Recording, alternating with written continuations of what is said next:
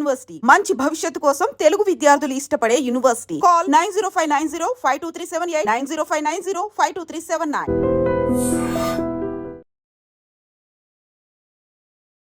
నమస్కారం, welcome to I dream. ధర్మ మార్గం విత్ విజిత కార్యక్రమానికి స్వాగతం.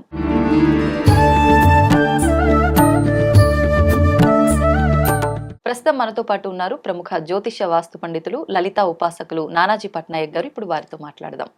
నమస్కారం అండి. శ్రీమాత్రే నమః. గురుగారు, మహాశివరాత్రి రాబోతోంది. మహాశివరాత్రి యొక్క విశిష్టత ఏంటి? ఎందుకు ఆ రోజున మనం మహాశివరాత్రి అంత ఘనంగా జరుపుకుంటాము? చాలా అంటే ఉపవాసాలు కానీ, ఈ జాగారాలు కానీ, అసలు ఎప్పుడు పూజల జోలికి పోని వాళ్ళు కూడా మహాశివరాత్రి వచ్చిందంటే ఖచ్చితంగా ఆ రోజున ఉపవాసం ఉండటము, పూజల్లో పార్టిసిపేట్ చేయడము, ఆలయాలకు వెళ్ళడం, ఇలాంటివన్నీ చేస్తూ ఉంటారు. ఎందుకని అంటారు? దాని గురించి తెలియజేయండి. అంటే ఎలా అంటే అమ్మా, ఇప్పుడు ఫుడ్ ఉందనుకోండి, ఉదాహరణకి ఒక మంచి ప్రోటీన్ ఫుడ్ అనగానే మనం తీసుకోమా? తీసుకుంటాం. విషము అంటే దూరంగా ఉంటామా ఉండవా? అవును, ఉంటాం. ఒక మంచి వ్యక్తి అండి మన ఇంటికి వచ్చారంటే మనం పలకరిస్తాం కదా. అలాంటప్పుడు ఒక మంచి కాలం అది. మహాశివరాత్రి అనేటువంటిది ఒక మంచి టైం. ఆ టైంలో మంగళకరుడైనటువంటి శివ అంటే మంగళము, మంగళకరుడైనటువంటి ఈశ్వరుణ్ణి ప్రార్థించేటువంటి గొప్ప సమయం ఇది మహాశివరాత్రి.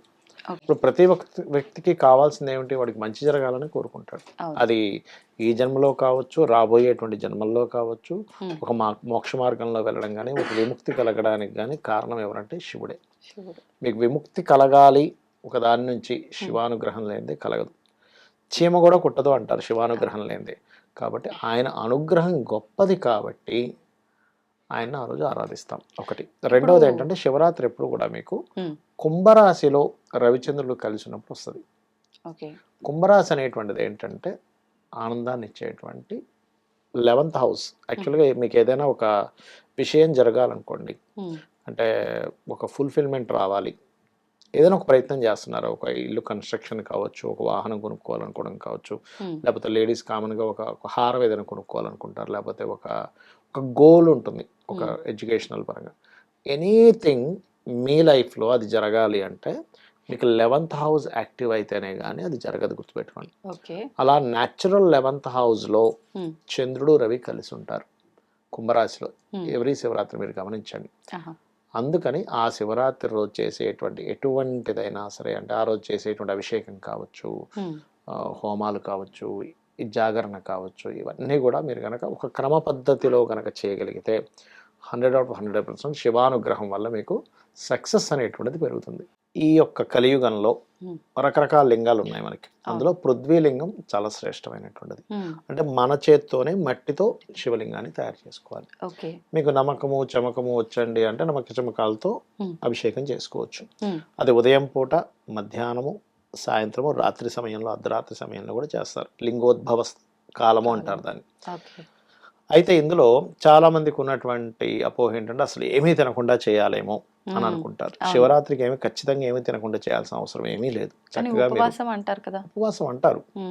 మీకు స్తోమత ఉంది, మీరు ఈశ్వరుడు కోసం నేను అలా ఉండడంలో నాకు ఆనందం ఉంది, నాకు శక్తి ఉంది అంటే ఉండండి, తప్పేం కాదు. కానీ పాలు తీసుకొని చక్కగా పాలు, అందులో చిన్నగా మనకి రకరకాల కూరగాయలు ఉంటాయి కదా, అన్నిటినీ మన కూరగాయలు కదా, పళ్ళు ఉంటాయి కదా, పళ్ళను అన్నింటినీ చక్కగా మీరు కట్ చేసి వేసి వాటితో అభిషేకంగా చేసి అభిషేక జలాన్నే స్వీకరించవచ్చు మీరు స్వామివారికి.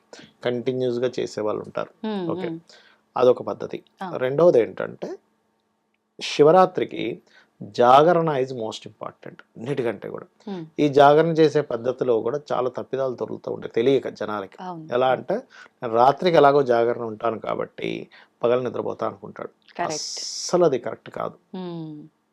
కానీ చాలా మంది చేస్తున్న పని ఇదే మిస్టేక్ అది. ఇంకోటి, జాగరణ సమయంలో మనం ఏం చేస్తున్నాం, ఎందుకు జాగరణ ఉన్నామనే క్లారిటీ తెలియాలి. శివానుగ్రహము పొందడానికి ఎప్పుడు పొందుతారు మీరు? ఇప్పుడు మనం పాతకాలంలో చూడండి, పాతకాలం కాదు ఇప్పుడైనా సరే, ఎవరైనా రెగ్యులర్గా తపస్సు అనేటువంటిది చేస్తే, ఒక నామస్మరణ కానీ ఒక మంత్రం తీసుకొని చేస్తే దర్శనం జరుగుతుంది భగవంతుడిది.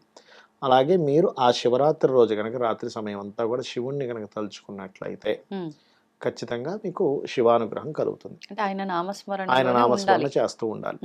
లేదు ఇంకొంతమంది ఏం చేస్తారంటే, మన జీవితంలో అప్ అండ్ డౌన్స్ ఉంటాయి.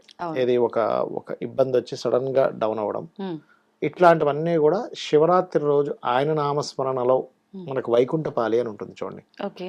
సర్పము నిచ్చెనలు ఉంటాయి దాంట్లో, మనం అవును, వేస్తూ అవును. ఉంటే అలా శివుని నామం తలుచుకుంటూ వేస్తూ ఆ ఆట ఆడతారు. హుహు. అంటే ఏమిటి, ఈ రాత్రి జరిగినటువంటి సమయంలో మీ లైఫ్లో ఏదైతే కాలము ద్వారా మింగవలసినటువంటిది జరిగేటువంటిది ఏదైతే ఉందో ఈ రూపంలో పోతుంది చిన్నగా, ఓకే. అందుకని అట్లా చేస్తారు. హ్మ్. అదొకటి.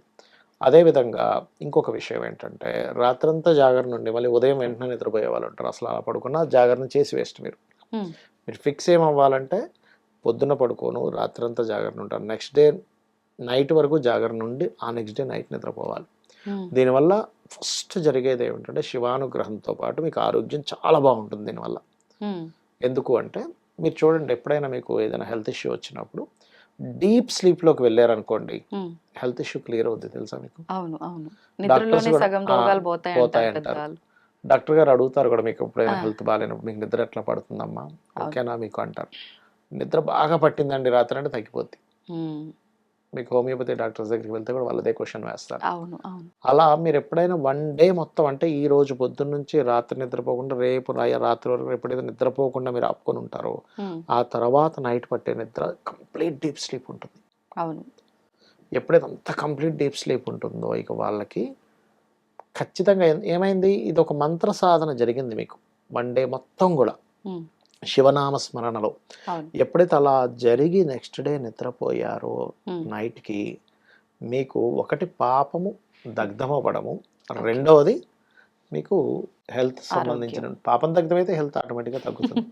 పూర్వజన్మ పూర్వజన్మ కర్మే మనకి వ్యాధి రూపంలో వస్తుంది కాబట్టి. అంటే మనం పూర్వజన్మ కర్మని కూడా తొలగించుకునే ఒక మంచి రోజుగా శివరాత్రిని భావించవచ్చు. 100% మనకి హ్మ్. ఎటువంటి పూజలైనా సరే దానికి సంబంధంగానే ఉంటుంది. ఎందుకంటే పూర్వజన్మ కర్మ అనేటువంటిది 6వ స్థానంలో ఉంటుందమ్మా. ఆ!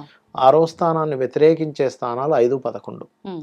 ఈ 11వ స్థానంలో 2 గ్రహాలు ఉంటున్నాయి, ఓకే. రవిచంద్రులు. హ్మ్. అది ఒకటి కాలాన్ని సూచించేవి రవిచంద్రులు ఇద్దరు కూడా మనకు చూడండి. అందుకే హ్మ్. చంద్రుడు ఉండే గమనాన్ని బట్టి ఈ తిథి అంటున్నాం, అవును. రవి ఉండే సమయం, రవి ఉదయించినప్పుడు ఉదయం అంటున్నాం, అస్తమించేటప్పుడు సాయంత్రం అంటున్నాం, నన్నట్లో ఉంటే మధ్యాహ్నం అంటున్నాం. అవును. దాన్ని బట్టి టైం క్యాలిక్యులేట్ చేస్తున్నాం. కాబట్టి అవును. రవిచంద్రులు రాహుకేతువులు హ్మ్. వీళ్ళిద్దరూ కూడా ఈ నాలుగు కూడా ఏంటంటే సమయాన్ని సూచించేవారు. హ్మ్. కాబట్టి ఈ రోజు కనుక ఎవరైతే శివనామ స్మరణలో గడుపుతారో హ్మ్. ఖచ్చితంగా వారికి లైఫ్ అనేటువంటిది ఒక మంచి టర్నింగ్ పాయింట్ తీసుకుంటుంది. కొంతమందికి అనిపించొచ్చేవండి, నేను శివరాత్రి ఎప్పటి నుంచో చేస్తున్నాను కానీ నాకేం హ్మ్. పెద్ద టర్నింగ్ అనిపించలేదు అని. అవును. కానీ వాళ్ళకి తెలియని విషయం ఏంటంటే ఏదో పెద్ద ఆపద రాకుండా శివుడు ఆపుతున్నాడు అక్కడ. ఓకే. అది అంటే ఎక్కువ గ్రోత్ లేకపోయినా రావాల్సిన అనర్థాలు, విపత్తులని మాత్రం తగ్గిస్తున్నాడు. తగ్గిస్తుంటాయి. ఇంకోటి ఓకే. ఏంటంటే ఎప్పుడు కూడా భగవంతుడు ఎప్పుడు కూడా మనల్ని ఇబ్బంది పెట్టడమ్మా, హ్మ్. మన కర్మ మనల్ని ఇబ్బంది పెడుతుంది. ఆ కర్మకి హ్మ్. దేవత వచ్చి అక్కడ అడ్డుపడుతుంది. మన ఓకే. నిత్యము దేవతారాధనలో ఉన్నప్పుడు హ్మ్. ఖచ్చితంగా అడ్డుపడుతుంది. సంతోషం అండి. చాలా మంచి విషయాలు తెలియజేశారు. యాహ్! ధన్యవాదాలు. శ్రీమాత్రే నమః.